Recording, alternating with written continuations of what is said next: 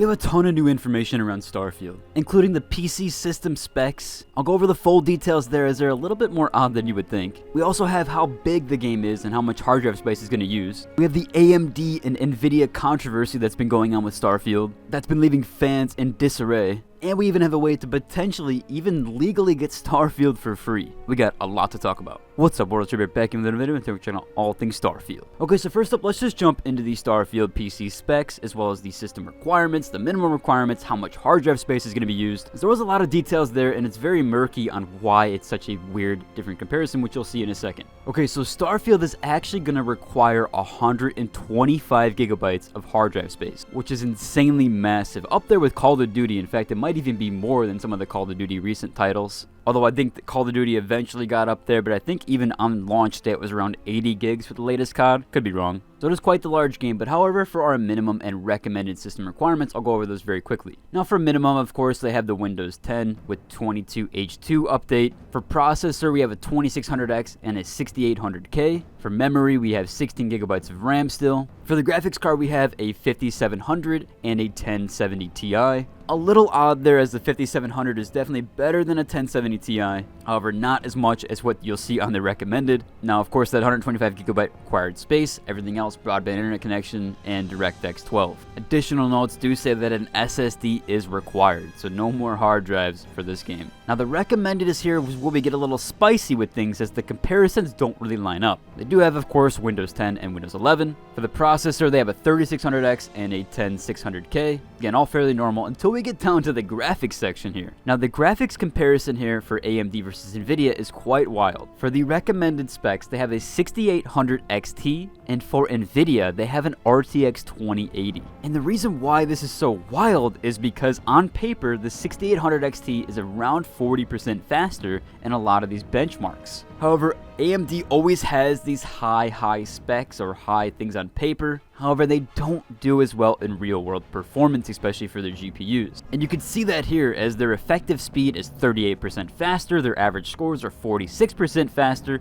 their overclock speeds are 36% better. However, for their average FPS, you're only seeing a 9% difference across the board. And so it looks like even though the 6800 XT is so much more expensive than the 2080 right now, especially if you buy a used one, they're at level comparison. And what makes this even more bonkers is that it is an AMD sponsored title. So you would think that it would actually require a higher end NVIDIA card, not a higher end AMD card. But that does lead me on my next point here, which is the big controversy going on around in the PC gaming community, is that AMD is actually the exclusive partner with Starfield. And the reason why this is a big issue is not because of optimization stuff or anything like that, although recently, with a lot of comments here and a lot of people talking about it, a lot of AMD's recent sponsored titles have run terribly on PC. Again, this could be mainly in part because AMD is more for console stuff, and a lot of the console processors and the GPUs on the consoles are AMD exclusive. But with games like Jedi Survivor recently, and that being an AMD sponsored title and it running absolutely terrible on PC and still having problems to this day, really has people worrying for the PC port and if it's going to run proper. However, that is not the main issue. People are not worried about the optimization,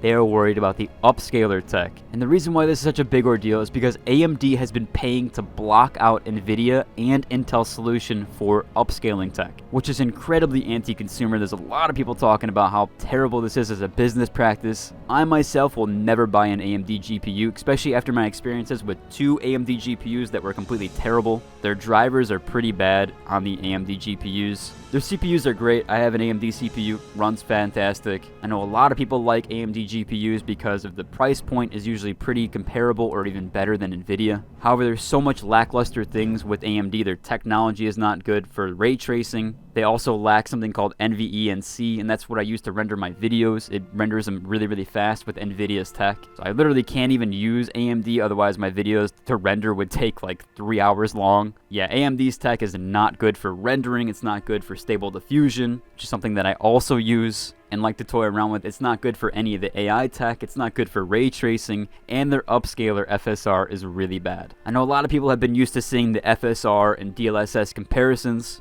but they just look at the still images. If you watch like an actual FSR versus DLSS comparison in motion, FSR is worse than motion blur, and it's also worse than Intel's solution. And yeah, even with these recent titles like Jedi Survivor and another one that I can't quite remember, they actually removed DLSS and XESS from these titles. So AMD is essentially paying to remove these upscaler texts that are actually really useful for a lot of us, especially me, why I have a 2070. It really can't handle high frame rate at my 1440p, but with DLSS, I can see the game clearly, it runs in fantastic, and I can even push those higher frame rates on those higher end cards. So when they remove some technology, and I don't know for you guys, but for me, FSR does not provide me with any additional frame rate. The picture quality looks worse, it looks terrible than even lowering your resolution. And yeah, overall, it's just not a good upscaler. People are really not happy about this, and there's definitely a lot to be said there. Gamer Nexus has reached out to Starfield, as well as AMD, to see if they're removing the DLSS tech from it. Hopefully this will be blown up enough to where they won't keep doing it, as this is really anti-consumer and people are not very happy. However, we do have some good news there around that tech upscaling, as there is a modder who says that he will add DLSS in the early access period. He says he can do it within 5 days, and he'll get DLSS 3 support in there in time, as well as slowly adding DLSS 2 implementation as well, which is a DLSS mod that happened for Jedi Survivor, as well as I even believe RE4 Remake. Not sure if this is the same guy that made it. Resident Evil 4 for me ran incredible. I had upwards of 144 FPS, 1440p at nearly all high settings, just with the DLSS mod. So yeah, I really do hope that Starfield has this DLSS tech added to it. Now there might actually be a way to get Starfield for free legally, and that is if you have enough Microsoft reward points, you can actually get the premium version of Starfield. However, it is quite a lot. It's 32,300 points. Again, this is by doing stuff with Microsoft rewards, using the Bing search engine, things of that nature. I'll have a link down to the Microsoft rewards program. It's always been pretty cool. Back in the day, it used to give me Xbox Live for free, so I'm glad they still continue the rewards program and allow people to even get Starfield. Some people also think that Xbox is replacing Halo with Starfield as its flagship franchise. Definitely Halo has gone down the gutter. I got videos on that Halo stuff, and basically 343 does not even make the game. They just essentially outsource to a bunch of cheap companies and just hope they put something together. It's kind of a sad situation, and hopefully 343 is eventually replaced and Halo is given to somebody else. Maybe even